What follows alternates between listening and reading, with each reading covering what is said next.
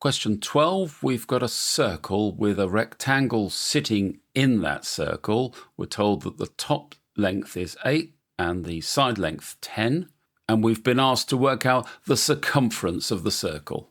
That looks a little bit tricky until I draw this line in, and this is a diameter. If we can get the value of the diameter, we can get the circumference. Well, if you look at the blue triangle, this is a right-angled triangle. We were told this was a rectangle, so the right angle here is defined, and we've got 3 sides. And we can find the longest side using Pythagoras. So let's call the longest side d, and I can say that d squared is equal to 8 squared plus 10 squared. D squared is equal to 64 plus 100. So therefore, adding those up and then taking the square root, d is equal to the square root of 164.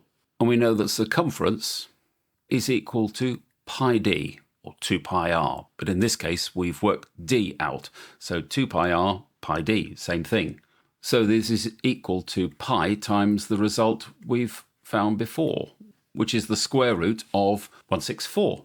Pop that into a calculator and adjust for 3 significant figures, and your answer should be 40.2 centimetres, and that there's the 3SF.